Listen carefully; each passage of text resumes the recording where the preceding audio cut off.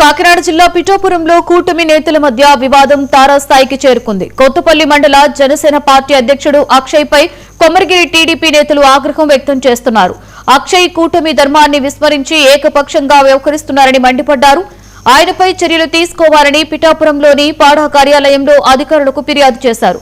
కోమరగిరి చెరువు అభివృద్ది పనుల నిమిత్తం 50 లక్షల ప్రభుత్వ గ్రాంట్ మంజూరైందని టీడీపీ నేతలు తెలిపారు.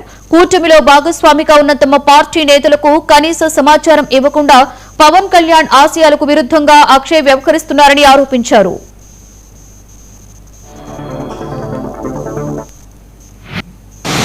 కోమరగిరి యూత్ మండలం ఎక్స్-జెడ్పీసీ కూడా పనిచేశాను, గ్రామ సర్పంచ్ కూడా పనిచేశాను.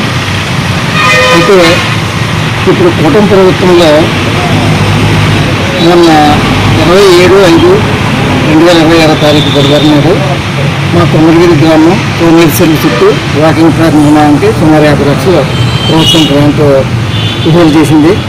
దాని శంకుస్థాపన ఏ అధికారులు లేకుండా కేవలం జనసేన పార్టీ మండల ప్రెసిడెంట్ అయినటువంటి రావు అక్షయ్ మరియు నీటి సంఘం అధ్యక్షుడు చైర్మన్ సింధు గారు కొమరగిరి గ్రామంలో వైసీపీ నాయకులతో కలిసి అనాధికారికంగా శంకుస్థాపన కార్యక్రమం చేశారు.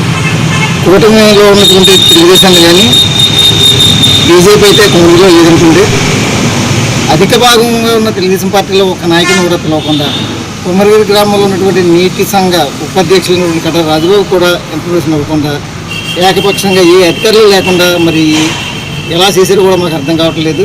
కాబట్టి మేము ఈరోజు పాడా కమిషన్ గారికి నిర్వహించేది ఏంటంటే ఈ అనధికారికంగా జరిగినటువంటి శంకుస్థాపన కార్యక్రమం రద్దుపరిచి మరలా అధికారికంగా ఎమ్మెల్యే గారితో కానీ ఎంపీ గారితో కానీ లేదా ఏ అధికారులతోనైనా సరే కూటమి నాయకులందరినీ కూడా పిలిచి శంకుస్థాపన చేయాలని కోరుతున్నాం. మాది కొమరగిరి యూత్ మండలం. మంచిర్యాల జిల్లా జైపూర్లో మట్టి త్రవ్వకాలు